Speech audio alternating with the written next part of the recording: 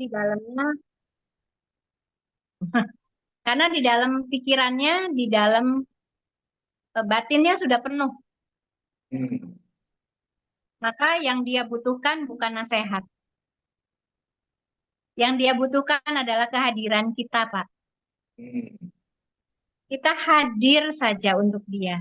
Menyediakan hati yang kosong, menyediakan pikiran yang kosong, untuk maaf, menyerap semua bukan penderitaan, maksudnya menyerap eh, kesedihannya, apa sih yang bisa saya bantu?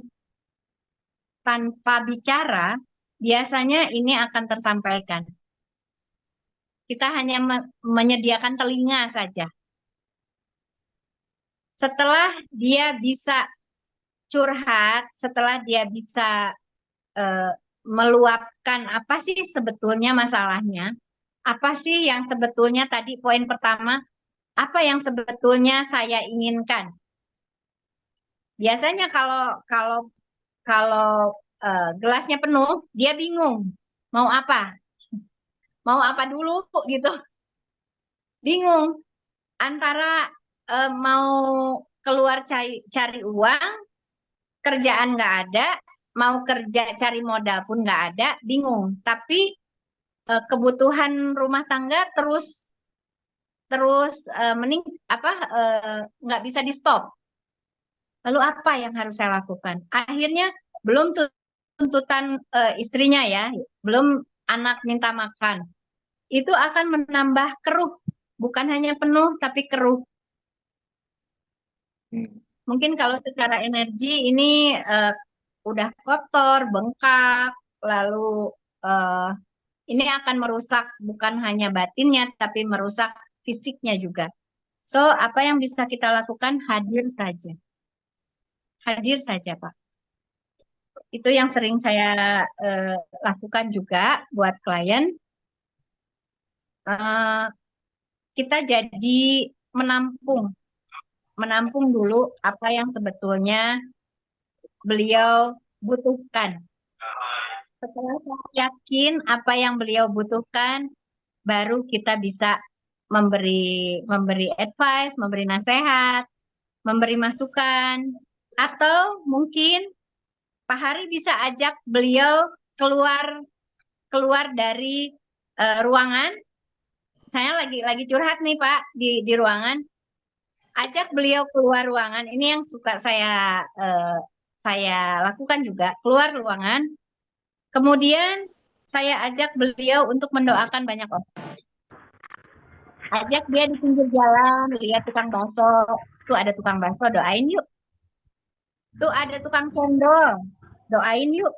Supaya bapaknya sehat, yang jualannya laris, uangnya terkumpul, sehingga si bapak itu bisa cepat pulang. Banyak mendoakan orang dan banyak menyadari eh, apa yang dia dapat di di luar itu bersama saya. Coba hirup udara pagi ini dengan baik. Oke. Syukur nggak bisa nafas. Coba lihat pepohonan hijau ya, bagus ya. Gunakan matamu untuk melihat hijaunya tanaman.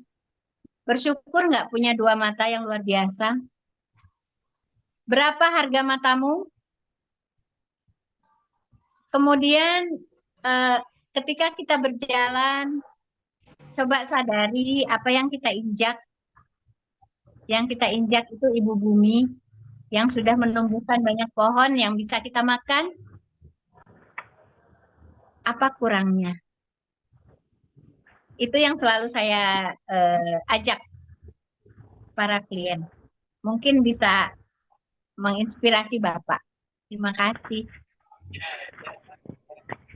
Oke, baik. Terima kasih, Bu Ekoy. Luar biasa ya. Mudah-mudahan ini bisa buat saya pakai juga nih nanti kalau ketika membantu sahabat-sahabat yang lagi sedang nurun dalam hidupnya gitu ya, untuk bisa mereka memperbaiki gitu.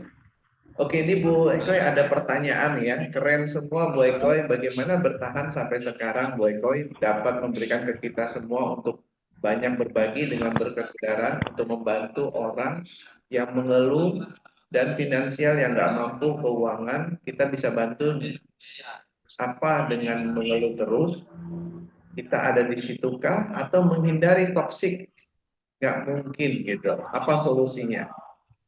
Nah, pertanyaan dari Bu Rosalia. Bu Rosalia. Terima kasih Bu Rosalia. Ya, apa yang aku lakukan adalah menyadari dan sungguh hadir saja.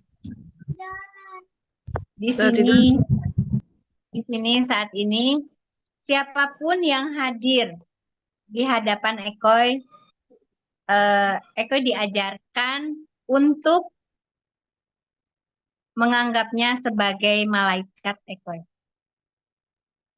Meskipun misalnya kita menganggap dia toksik, yang membuat dia toksik adalah pena Ekoy. rusak. Ini adalah penanya. Kenapa Jadi pena? bagaimana kita tidak bisa menghindari mereka yang menurut kita toksik.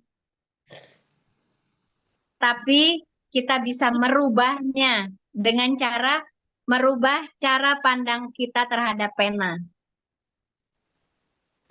Maka berilah perhatian pada orang lain, berilah kasih sayang pada orang lain, berilah cinta pada banyak orang lain, sehingga yang kita hadapi adalah orang-orang yang sayang sama kita.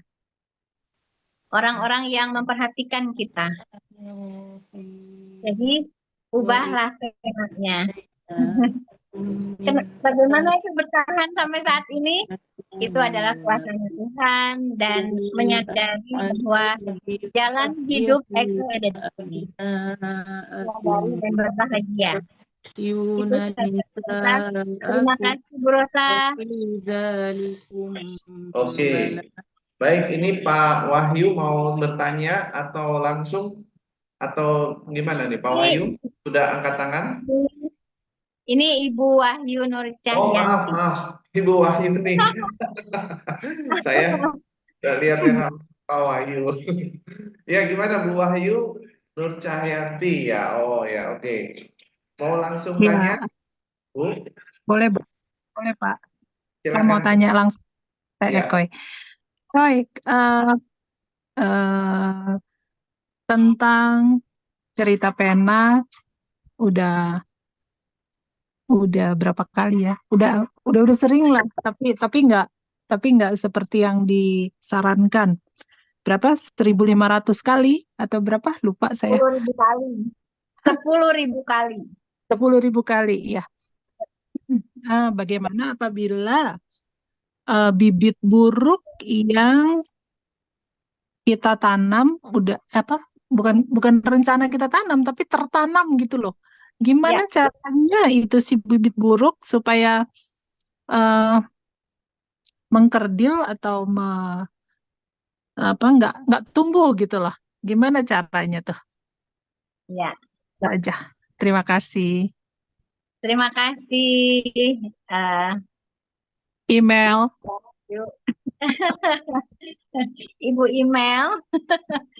Ibu Email adalah sahabat dekat saya. Terima kasih sudah hadir. Baik, mengenai bibit buruk, tidak ada satu orang pun yang dengan niat sungguh dan berkesadaran menanam bibit buruk. Nggak ada. Nggak ada ceritanya di dunia, nggak ada. Karena pada dasarnya semua orang adalah baik. Hanya kenapa ada bibit buruk? Supaya kita menyadari ketika kita mendapatkan musibah. Musibah atau suatu hal yang kita tidak inginkan. Ini pasti ada kontribusi yang pernah kita tanam. Maka menyadari ini, menyadari apa yang sudah saya tanam sehingga saya mendapatkan panenan sebegini besar, berkesadaran dan menyadari dulu adalah kunci utama supaya ketika bibit buruk terbuka, kita merasa nggak lagi menyalahkan orang lain, nggak lagi menyalahkan keadaan, Karena ternyata kita sendiri yang nanam. Apalagi kalau kita nyalahin, misalnya nyalahin pasangan gitu. Itu gara-gara kamu sih loh, yang pasangan itu tambah tambah galak gitu. Akhirnya jadi berantem, terus nggak selesai-selesai. Tapi ketika menyadari bahwa ini salah saya, jadi saya yang harus memperbaiki semuanya. Menyadari ini adalah menyadari pena, menyadari cerita pena. Bahwa apa yang kita tanam, itulah yang akan ditanam di alam bawah sadar kita dan berkembang menjadi pohon besar.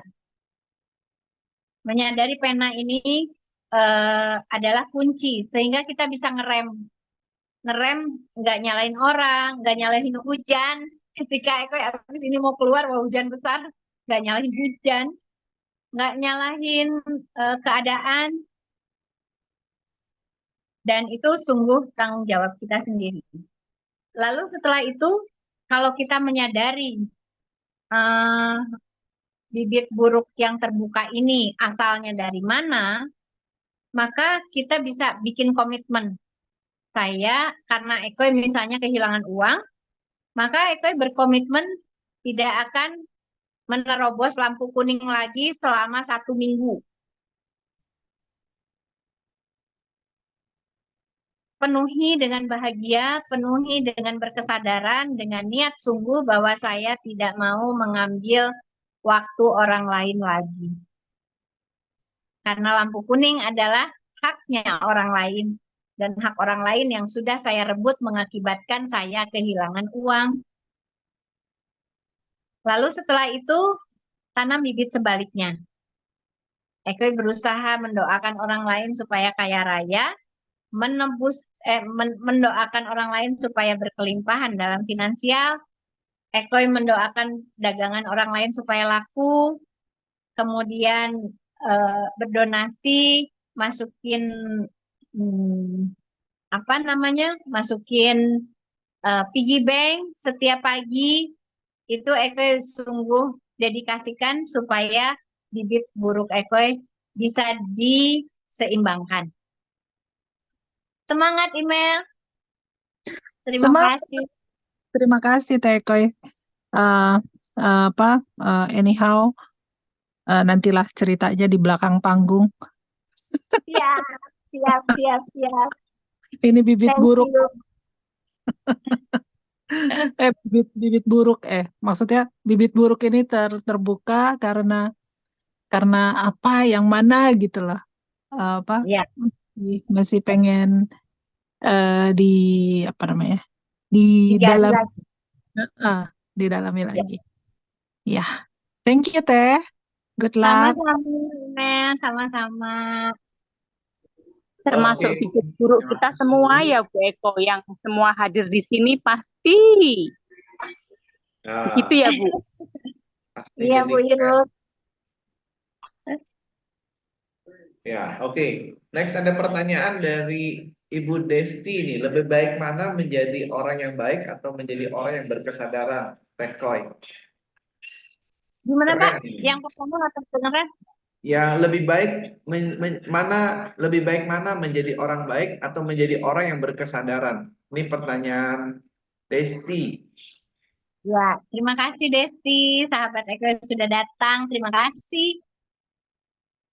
Lebih baik menjadi orang yang sadar menjadi baik. Ada orang yang baik, tapi dia tidak sadar dia baik. Maka dia selalu menyalahkan dirinya. Dan dia, enggak kok, cuman gitu aja, masa dibilang gitu aja dibilang baik? Ya kamu sudah baik, gitu ya. Jadi, menjadi sadar, menjadi hadir, itu membuka jalan untuk kita menjadi baik dan jadi lebih baik lagi. Menjadi baik atau menjadi lebih baik itu untukku. Untukku. Sedangkan aku ini tidak sendirian. Aku bersama suamiku, bersama anak-anakku, bersama ayah ibuku, aku bersama sahabat-sahabatku, bersama lingkunganku, itu adalah aku. Maka ketika aku baik, maka mereka akan menjadi baik.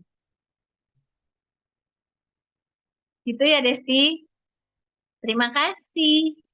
Terima kasih Bu jawabannya Bu. Terima kasih. Ya, makasih Pak Hari. Ya, makasih Desti. Ini apa namanya? Desti ini penggemar setia acara Gemah Kebijaksanaan Tekoy. Oh iya, Hadir. biasa, Selalu kasih biasa. support ini.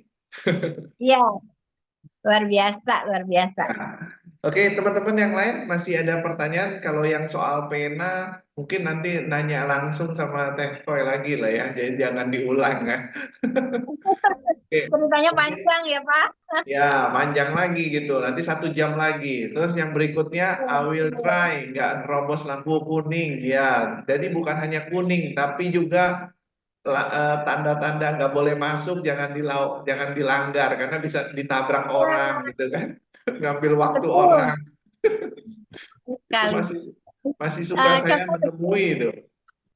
ya, contoh kecil. Ketika anak saya suka melawan, ketika anak saya suka apa ya, hmm, itu sendok sama garpu kalau udah ditaruh di tempat cuci piring, sesimpel itu, Pak. Dan itu tidak bisa dilakukan. Eko menyadari, oh iya, saya juga suka parkir sembarangan, Pak. Suka, kadang-kadang suka, karena cuman ke situ gitu dekat ya. Jadi suka melawan arus.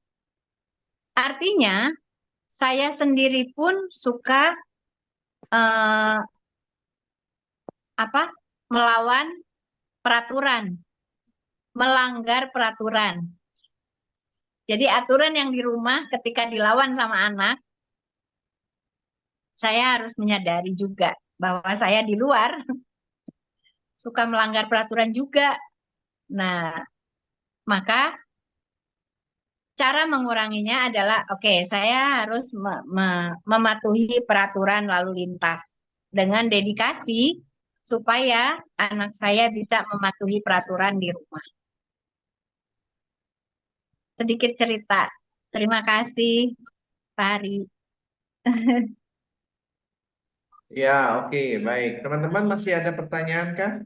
Ini sambil sambil menunggu pertanyaan, mungkin kita foto dulu bersama ya, supaya nggak kehilangan Baik, momennya gitu kan. Mungkin bisa Sis Yuni pakai handphone, boleh juga. Kalau misalnya itu sambil saya juga melalui laptop ini. Oke? Oke, boleh kalau yang bisa nyalakan kamera biar kelihatan cantiknya gitu, gantengnya bisa dilihat. Kalau lagi nggak nyetir ya, jadi kalau lagi nyetir ya jangan gitu ya. Oke, oke baik. 1, 2, 3. Bentar ya. 1, 2, 3. Ya, oke. Baik, thank you. Ya, teman-teman masih ada yang mau ditanya? Kira-kira ini sebenarnya materi ini sangat dalam menurut saya ya. Kalau kita praktekkan, saya meyakini kehidupan kita tuh lebih damai, bahagia gitu. Karena saya sering mendengar materi-materi tentang manifest ini sangat bagus kalau kita bisa praktekkan dan lakukan gitu. Ya, jadi ini sangat bagus gitu dengan pengalaman Tehko ini kita bisa dapatkan petunjuk dan juga sharing untuk kita supaya kita tumbuh lebih baik gitu. Nah, ini amin. Bu Rosalia mau tanya, silakan Bu. Mohon izin, terima kasih waktunya. Saya ini belajar banyak dengan guru saya, dengan mendengarkan sharing maupun WE Koes. Satu pesan sebelum closing, apa yang sudah dilakukan Bu Ekoy sampai saat ini dan yang ke depan dengan tanam bibit yang baik dengan pena tadi untuk terus sampai berkelanjutan dengan merubah